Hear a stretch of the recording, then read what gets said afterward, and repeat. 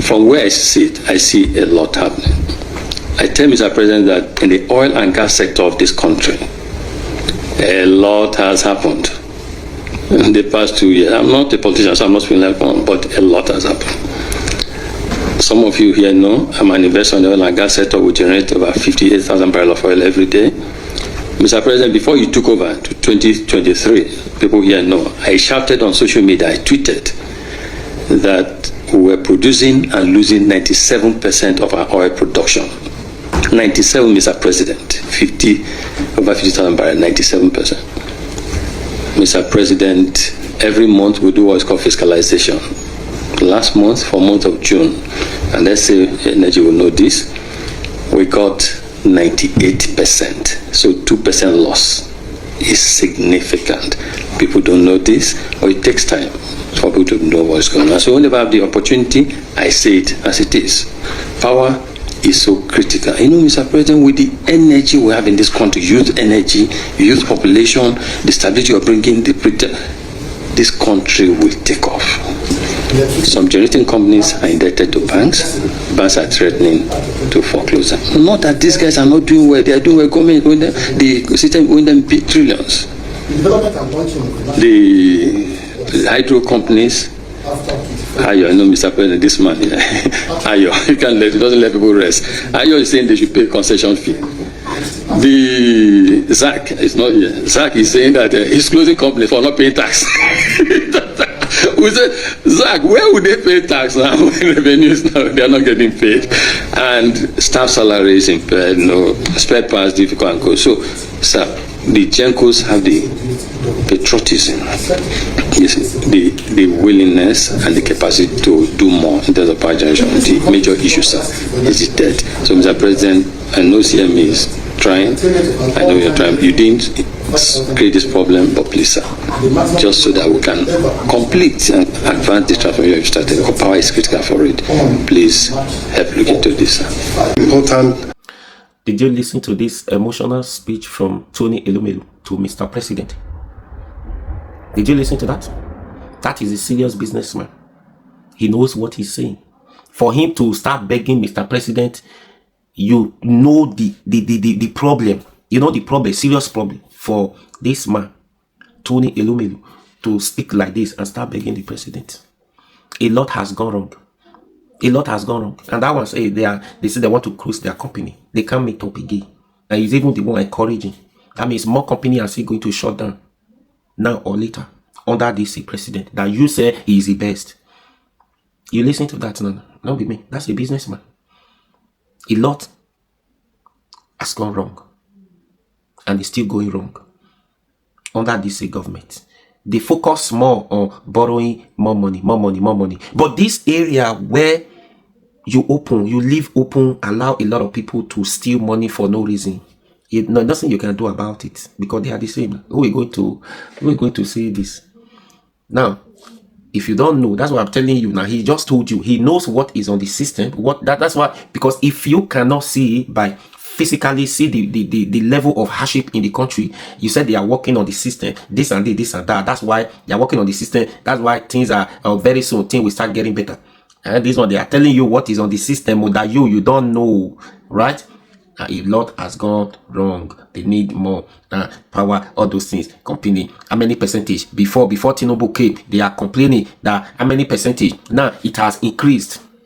As the same person that want to make this country work, the problems they are complaining before that it was not good. We are expecting this Mr. President, when he comes, is going to do a lot of things to reduce it, to make sure that this percentage reduce. Rather, is increasing day by day, monthly.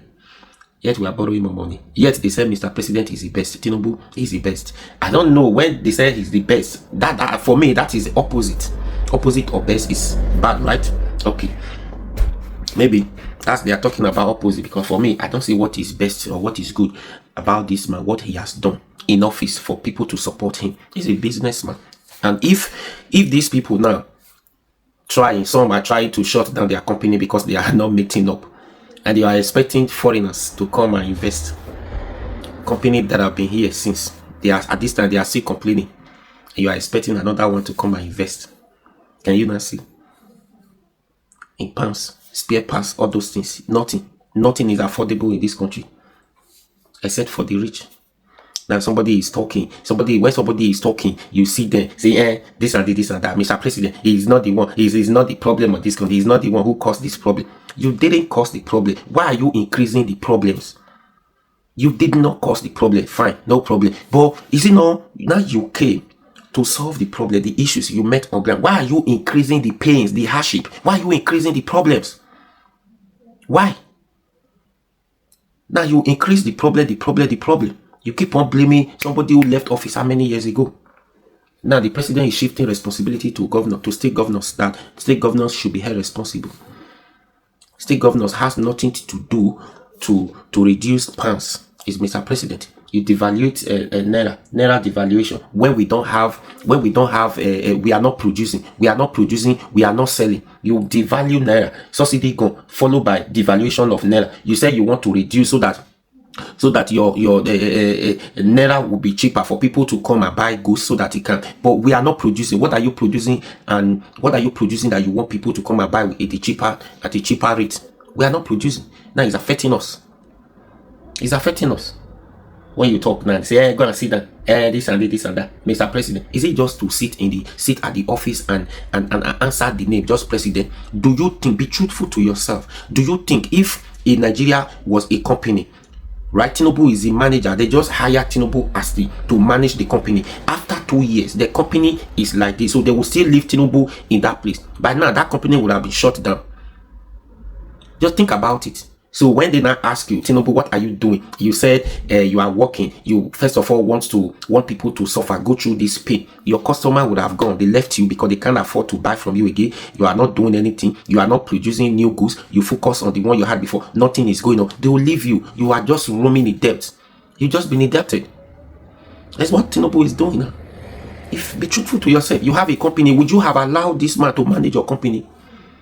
Is it not what is happening today? During that campaign season, let these people come. All of them at that time, they put 3 of them together. Who would you hire to be the manager of your company, to manage your company? Nobody.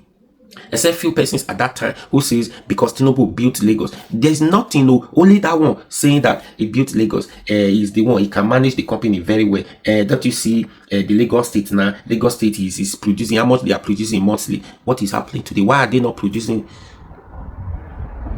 Why would you leave at these 3 candidates at that time? If Atiku was even the president, this country wouldn't have even been this bad. If not even Peter Obi, if Atiku was given the opportunity at that time, it can never be this worse like Tinubu now. No.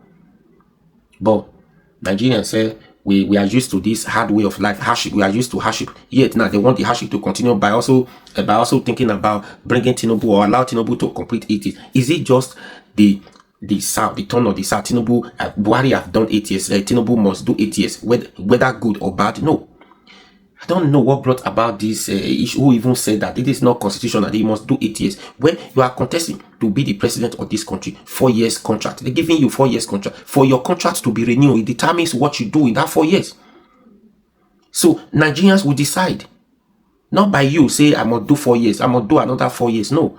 We can't afford to waste time. We can't afford to go through this pain again after Buhari's 8 years pain. And now this is the same thing. 10 years of sorrow, 10 years of suffering, hardship, suffering and smiling under APC government. Yet people still want to continue in this, want these people to continue in this trajectory, doing the same thing and expecting different results. Anyways, what do you think? Please share this. Please share this video and say no. And say no to APC 2027. Say no. Affliction will not reign for the second time.